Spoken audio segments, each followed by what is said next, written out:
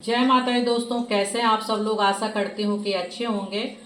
दोस्तों, आप लोग जो है करवा चौथ की तैयारी में लग गई होंगी अपने पति की लंबी आयु के लिए, उनकी उन्नति के लिए, उनके अच्छे स्वास्थ्य के लिए, उनके जीवन में अच्छी तरक्की हो, उनके व्रत की तैयारी शुरू कर ली होंगी। तो दोस्तों, मैं बस ये एक बेसिक सामग्री क्या होती है वो सब मैं अपने वीडियो में आप सबको बताने वाली हूँ कि क्या क्या सामग्री की ज़रूरत पड़ती है। तो सबसे पहले हमें जो है एक चौकी ले लेना है या पटा ले लेना। कोई कोई पटा बोलता है, कोई चौकी बोलता है। इस तरह से चौकी ले लीजिए, उस पर एक पीला कपड़ा बिछा लीजिए। या तो आप पीला कपड़ा बिछा लीजिए या तो आप इस तरह से लाल कपड़ा ले लीजिए।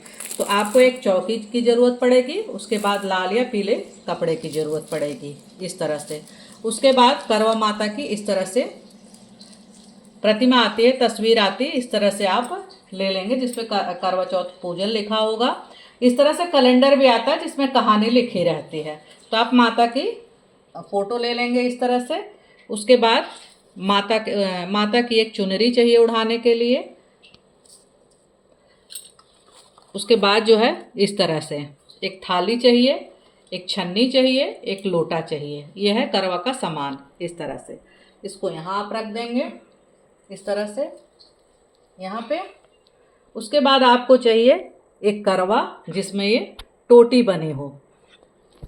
एक करवा ये चाहिए और एक करवा आता है खाड़ का, जो है चीनी का बना हुआ। तो वो अभी यहाँ मिल नहीं रहा है दोस्तों, तो इसमें छुपाने की कोई बात नहीं, यहाँ मिल नहीं रहा है तो इसलिए जो है मैं ला नहीं पाई हूँ। ये करवा मिल रहा है तो मैं दिखा रही हूँ। इस तरह से होना चाहिए। और करवा में आप जो है करवा में भरने के लिए आपको अनाज की ज़रूरत पड़ेगी इस तरह से। चाहे आप चावल डालें, चाहे आप गेहूँ डालें। इस तरह से आप जो है चाहे चावल डाल दें, चाहे गेहूँ भर दें इस तरह से।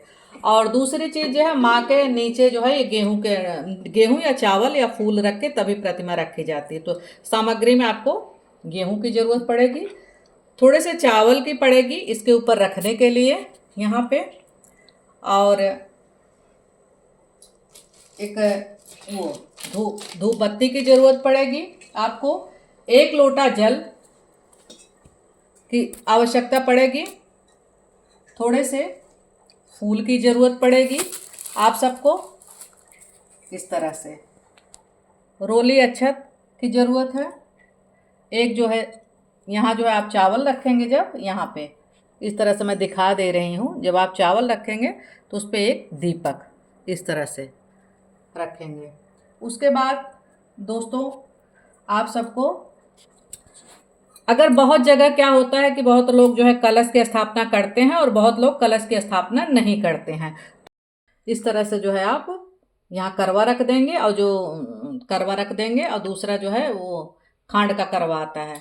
अगर आप जो है कलश की स्थापना करेंगे तो उसमें आपको एक कलश की ज़रूरत पड़ेगी, चाहे आप मिट्टी का ले लीजिए चाहे लोटे का। लोटे का लेने के बाद इस तरह से आप कलावा बांधेंगे, यहाँ जो है स्वास्तिक बनाएंगे इस तरह से, और उसके नीचे चावल रखा जाएगा अष्टदल बनाने के लिए। तो ये हो गया। आम के पल्लों की ज़रूरत पड़ेगी इस तरह से, आम के पल्लू के और अशोक के पल्लों के। अगर आम नहीं मिल रहा तो अशोक के पल्लू के आप कर सकते हैं। इस तरह से जो है इसको इस तरह से करके इस पर जो है चावल रख दिया जाता है। इस तरह से चावल रख दिया जाएगा। उसमें डालने के लिए आप लोग बहुत ध्यान से देख लीजिए।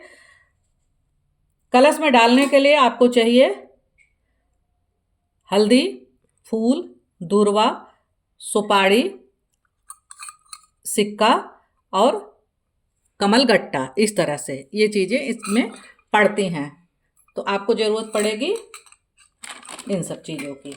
उसके बाद आपको ज़रूरत पड़ेगी दोस्तों, आप फिर अपने हिसाब से वहाँ ये फल चढ़ा दीजिएगा। ये फल हम दिखा दे रहे हैं इस तरह से, यहाँ पे रख दे रहे हैं फल चढ़ेगा। मिठाई में आप जो है मिठाई भी चढ़ा सकते हैं, बतासा भी इस तरह से बतासा भी चढ़ा सकते हैं। और बहुत लोगों के यहाँ जो लोग खाना बनाते हैं, हलवा पूड़ी जो कुछ भी कढ़ी चावल बनाते हैं वो लोग यहाँ चढ़ाते हैं। तो मैं शुरू से ही जो है मतलब खाना नहीं चढ़ाया, हमने जो है 5 तरह की मिठाई और फल ही चढ़ाया है और बतासा। तो इस तरह से मीठे में आप बतासे की ज़रूरत पड़ेगी, मीठा आप ये चढ़ा दीजिए। और उसके बाद दोस्तों क्या होगा कि हमें जो है गौरी गणेश जी चाहिए।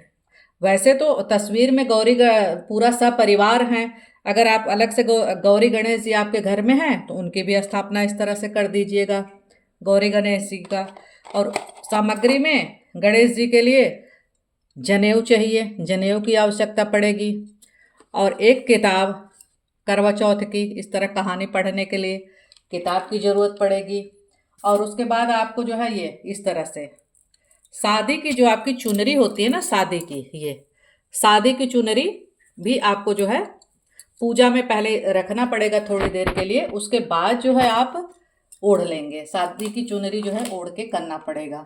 उसके बाद हमें चाहिए अपने से बड़ों के लिए ससुराल में बायना निकाल लेते हैं। बायना में आप सूट भी ले सकती हैं, सूट भी ले सकती हैं, साड़ी भी ले सकती हैं, और उनका जो है अपने इच्छा अनुसार जो है उनके लिए दक्षिणा भी ले सकते हैं। इस तरह से जो है आप ये भी वहाँ सामग्री में आपके लगेगी।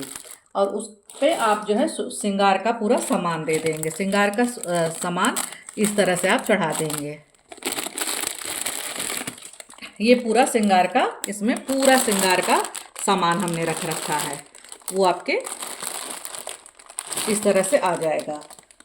और दोस्तों और जितने भी जैसे पूजा में कोई त्रुटि हो गई हो, कोई गलती हो गई हो, कुछ सामान हम ना चढ़ा पाए हों तो अगर हमें पता नहीं है तो उसके लिए हमें जो है भगवान के पास भूल चूक क्षमा के लिए थोड़ा सा यहाँ दक्षिणा रख लेना है। इस तरह से यहाँ पे दक्षिणा रख लेना है। और माचिस रख लेनी है, और वस्त्र रूप में कलावा रख लेना है।